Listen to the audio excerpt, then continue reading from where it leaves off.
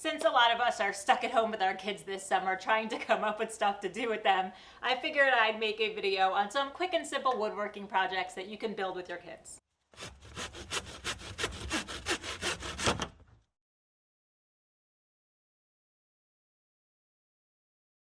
Number one and most important is safety. I cannot stress this enough. Obviously, the entire time your kids should be wearing the proper PPE, but also you have to determine which tools you're going to let them use. And it's going to vary from kid to kid.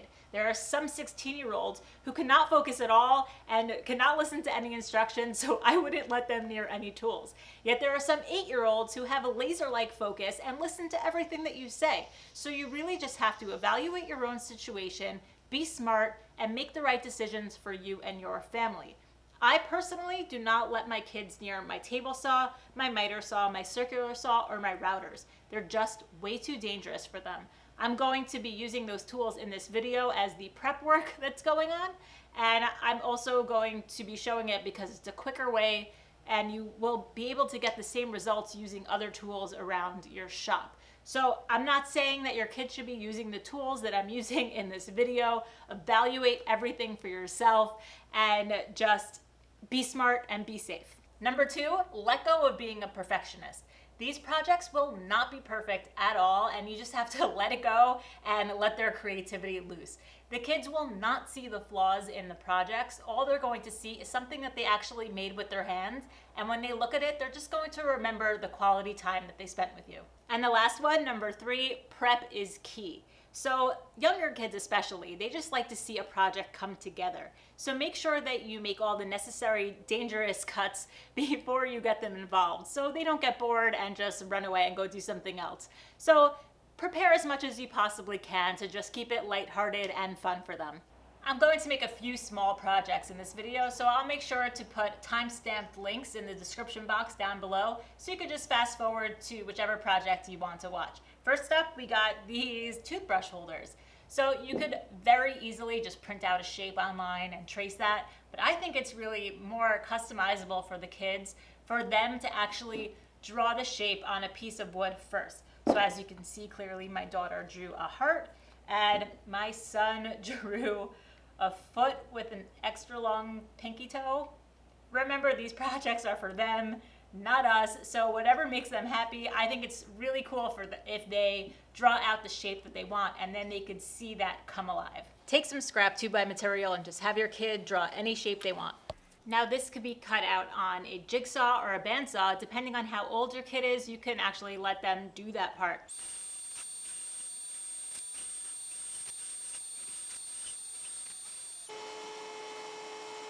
This next part the kids are going to love. They just need to drill a hole through the shape that they created to hold the toothbrush. My kids love using a drill. They love using the drill press. You just got to make sure everything is clamped really well. Now it's really secured in there and the kids can safely just drill a hole. Now the kids just need to sand and paint, which are both activities that kids love to do, and they're done. The next one is a banana holder. So this was actually designed by my daughter. So the original one that my daughter designed, the circle's about 10 1/4, 10 1/2. I don't think it needs to be that big, so I think 9 would be good. So I'll set a compass to 4 1/2. Take that plywood and just draw out the circle. When I made the original one with my daughter, I actually let her use the jigsaw. So I just stayed right on top of her, always making sure that she knew where her hands were at all times. Of course, she was wearing the proper PPE, and we were able to cut it out really safely. But since this is still a new toy to me, I'm just gonna use the bandsaw here.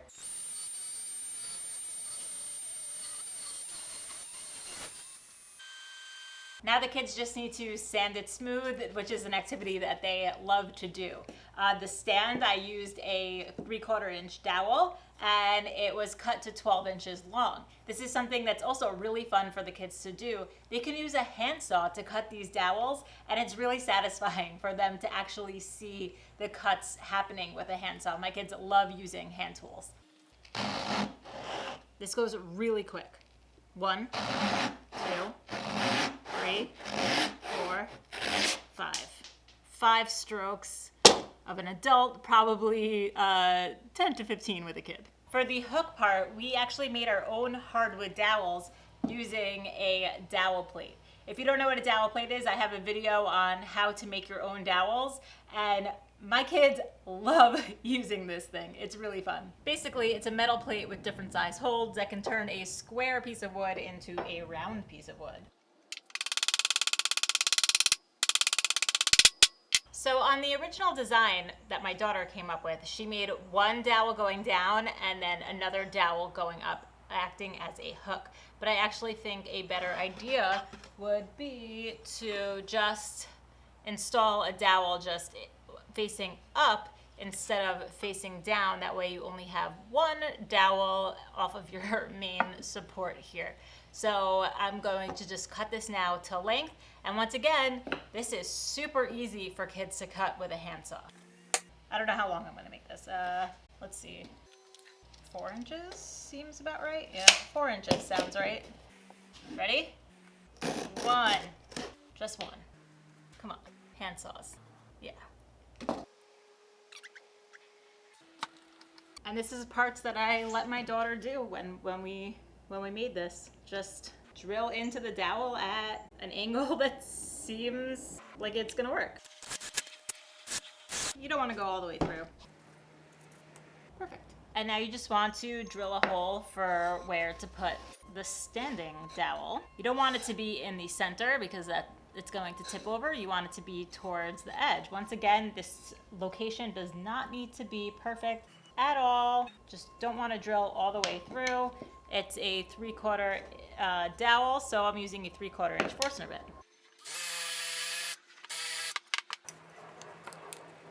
Awesome. Next, another favorite step for the kids is to add some glue. So just put some glue in the hole over there, put some glue in this hole over here, sand it, put some paint on it, put some stain on it, just put some regular oil on it. Finish it any way your kid wants to finish it. And I think these look really cool on a countertop and they're really simple to make. Next up, some Piggy Banks. So this is actually a project that I have not done with my kids before, but that my daughter has been asking for. So I just went inside and my daughter drew a unicorn on this one, and I'm going to draw a rocket ship on this one for my son. Did I mention that these were 2x6s? I'm not sure if I mentioned that, but really just use anything you want. You can actually glue up some pieces to make it thicker, but 2x6s I think should be fine. Now, you guessed it, I'm going to cut these out on my new favorite toy.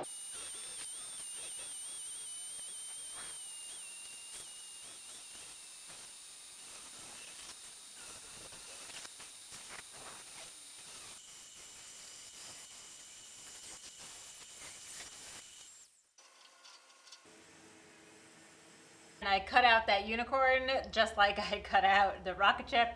Got a little bit thin over here, a little bit thinner than I would like, but it's all going to be reinforced in a second. This would be a better thickness. Now I'll just want to draw another circle around that, probably like a 1/4 inch larger. I'm just going to roughly mark it out.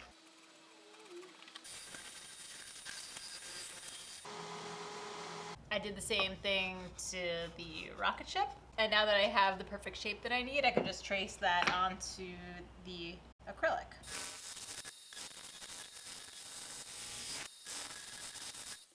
Now, cutting and sanding this is something that I probably wouldn't have let my kids do. I would have done this while they were painting the actual piggy bank part. So now just place it over the hole, make sure there's somewhat of an even gap all the way around, and then use an awl to mark where the screws are going to go. I'll use these really small screws to hold it down, and I just want to make sure that when I'm drilling the hole into the acrylic, I'm drilling the hole big enough so that the screw actually fits all the way into it so that I don't crack the acrylic. Now I can just transfer those holes onto the plywood, drill them out. All right, cool. So my kids sanded and painted these, and it was really fun. My son had an idea to add some fire to the bottom of the rocket ship, which I thought was a great idea. So I cut out a piece of plywood and just glued and Brad nailed it to the back. So now all the kids need to do is to just screw on the back plate and the acrylic front, and they love to use screwdrivers, so this is really fun for them also. And it's done. So the way that it works is because you cut a slot in the top over there, you could just drop some coins right in there, and when it gets filled up, you could either just unscrew the front or the back and take everything out. If you want, you can get a cork plug and to just drill a hole and use that, but it's easy enough to just unscrew and screw these back on. I like these. This next one is backgammon, or checkers in a bag. And what's really cool about this one is that your kids can actually go and hunt for the game pieces in your backyard. So they could go and collect twigs and branches, and that would be a fun activity in itself. I wouldn't suggest anything smaller than an inch in diameter. So just to move forward with this, instead of going to collect some branches, I'll just use a 1-inch dowel to show you guys how to make it. Once again, we're going to use a handsaw, and really, I'm not going to measure any of this at all. I mean, I'm gonna aim for like 3/4 inch thick pieces, but remember, kids are going to be doing this. It's not going to be perfect, and it's going to be awesome because they made it.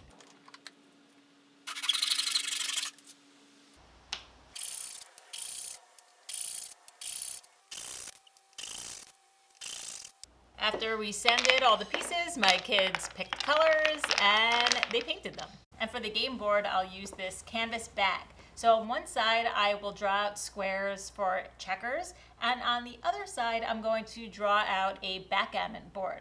So I'm not using a template at all here. I just looked online to see kind of like the proportions and how many things I needed, and then I just marked everything out. And then the kids painted it. So one side is checkers and one side is backgammon. So as you can see, this is not perfect at all. Mistakes were made, some colors were put in the wrong spots, but it's still just something that they made, and it's awesome for them. So since this is quite a big bag, I wouldn't put the game pieces directly into the bag. I would put them in a little sack first, and then I would put that in the bag, so you could just fill this up with some snacks and take this to a park or something, play some games, have some snacks. I think these are really cute. The next one is an analog speaker for your phone. This is geared more towards older kids who either have a phone or who are just into music. So I've seen a ton of pictures of these online, but I've never actually made one of these myself. I've been meaning to for a while now, so I'm gonna try to make it look nice with some hardwoods, and I have this funnel that I'm going to use as like the speaker to kind of make it look like a gramophone, and maybe I'll try to make one also with the bugle as a speaker. So I'm going to try to figure this out on camera, and I think this will be a really fun project to figure out with some older kids. Before doing anything to the wood, I just want to prepare the funnel for paint, so I'll sand it just to scuff it up so the paint will stick to it. I clamped a dowel into the wood hand screw clamps and then just put the funnel on top of that dowel. I used some black spray paint because I thought it would be really cool as a contrast to the maple that I'm going to use. The first thing I'll do is measure my phone because I want to make sure it's going to fit with the case on. So I'll just roughly mark this out. About 7/8, so I'm going to go with an inch. So this piece is 2.5 inches wide, and I know that I need a 1-inch channel in the middle to fit my phone. So if I mark 3/4 inches from one edge and 3/4 inches from the other edge, that leaves me with a 1-inch piece in the middle. So I'll cut this at the table saw. I'll cut 2 3/4 inch strips off. Ooh, should I use the bandsaw? Because it'll be a smaller kerf. Ooh, yeah, I'm gonna do that.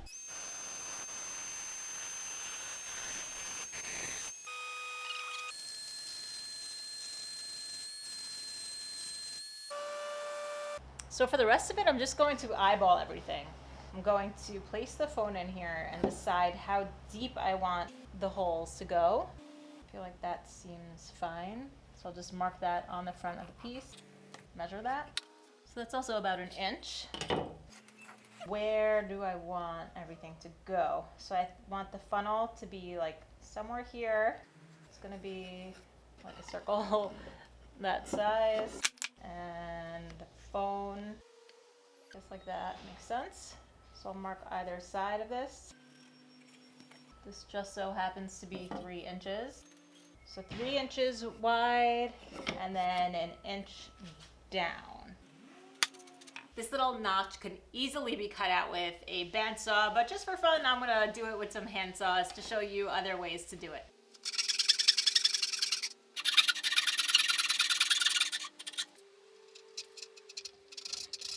Sorry, I think my battery died while I was doing that cut, but you get the idea. Next, I'm going to drill the hole for where the funnel is going to go.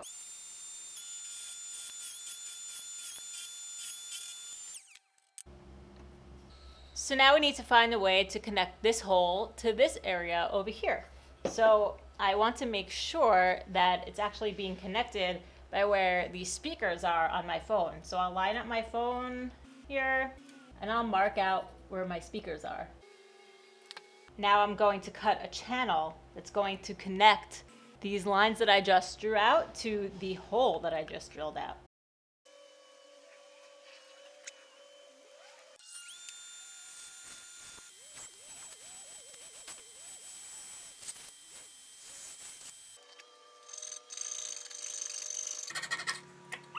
Now this here is connected to the hole that I drilled up on top. Before gluing these pieces all back together, I just want to make sure that that little piece is in the right position. So I'll just put it on temporarily with some CA glue to one side. Okay, now that that's in the right position, I'm going to glue the rest of this up.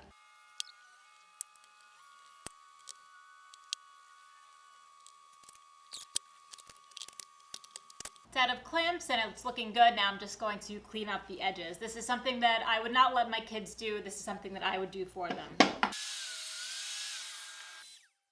And now I'm thinking on the other end I want to add an angle. I think that would look really cool. I'll cut the 45 on a miter saw. This is clamped really well. Again, I would not let my kids do this. I'll use some 5-minute epoxy to glue the funnel into place. So, a little bit of a design flaw on this guy. This piece is not heavy enough to keep this standing. So if it's straight up, it's fine. But if this is bent forward, it tips. So I have these pieces of metal from a crosscut sled track or something like that. And I'm just going to screw them to the underside of the base and hopefully that will keep it down so it doesn't tip.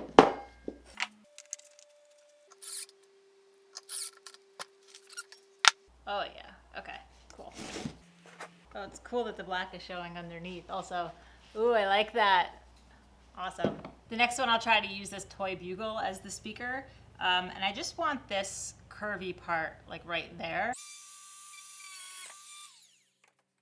For this one, I want to see if I could make one without having to rip the wood and then glue it back together. So I'm just going to try to attempt to drill some holes to create all the sound connections. First, I'll drill out a row of holes that are as thick as my phone, and I'll drill them to a depth that's about like a 1/2 inch deep. While I'm already at the drill press, I'll switch out the bits to a 1/4 inch bit, and this is going to be for the sound holes, and I'll make this just a little bit less wide than this, and I'll make sure that it's in the center. It was hard to see what I was doing at the drill press there, but here there's bigger holes and then smaller holes that are less wide but go deeper into the block. Now this is a great opportunity for kids to practice with some chisels.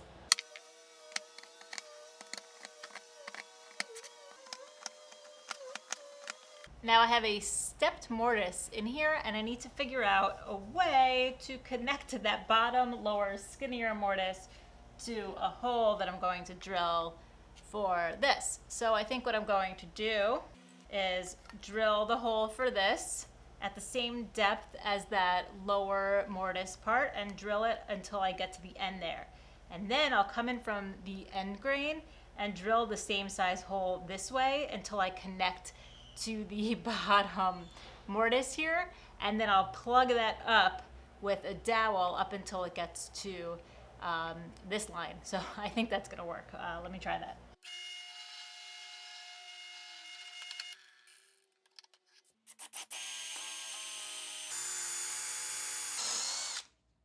All right, is it connected?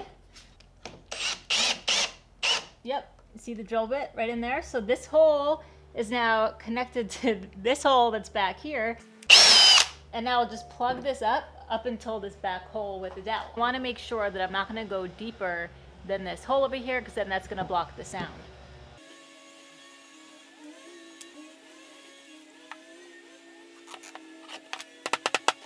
I cut the dowel flush. Now another thing kids love to use is a block plane. They just find it really satisfying to see the shavings come off of these block planes. They're really fun to use.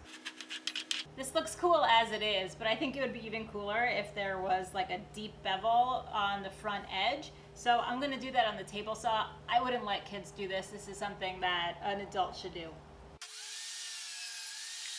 I'll just use some 5-minute epoxy to set the horn in place. No paint on these guys. Since it's a hardwood, I'm going to finish it with a furniture finish. This happens to be all natural and it's really safe for kids to use. Okay, so these are super cool. So much fun making these, and I think it would be so fun to hear kids' ideas on how to connect the sound holes. I'm sure that they would come up with some crazy ideas. You could test them out, see if they work. It'll be like a whole science experiment. Love it. So this one ended up, I had to add the metal on the bottom to keep it standing. And that could have been a great learning lesson for them to see, like, oh, you should have thought to use a heavier bottom. Yes, I should have. So I want to test these out. I'm going to have to find some royalty-free music. Hold on one moment. I'll put it on full volume to see if you guys can hear the difference.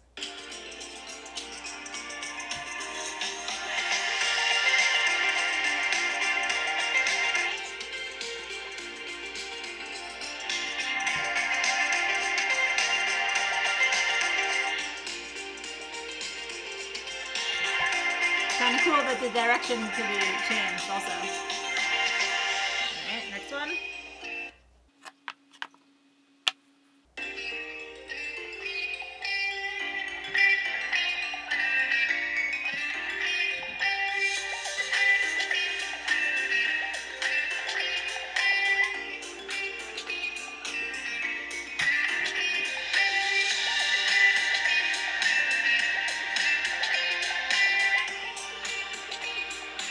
So this one's definitely not as loud. It's just more projecting in one direction over the other, which is just kind of cool. It's kind of directing the sound. It would be really cool to go to some flea markets and get some old broken instruments and to make more of these out of broken instruments. That would be super cool.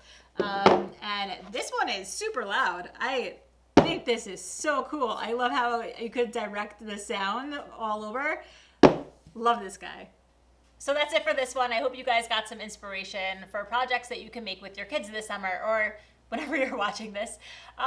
Just remember, none of these projects are going to be perfect. Just go out there, have fun, make something cool, be smart, be safe, and I will see you on the next one. You want to use the whole length of the saw, so go. See what I mean? But then it was like too flat for me. I like to do it this. Okay. That's a saw? That's a saw. I thought it was just like saw related. Saw related. Concentrate really hard. Fine, I did it. I mean, Yeah. so close your eyes. Oh no, never mind. That should be good. Mm-hmm. Now pull. It cuts when you pull. Yeah. There we go. Almost there. Almost there. That's nice. Oh! So excited to see what designs you guys come up with. I don't know what I'm doing for the unicorn. I think I need to look at the picture that it was You on. want to look at your inspiration picture? Uh-huh. Look at my technique. What's your technique? Fingers to do this. Ooh, that's a good technique.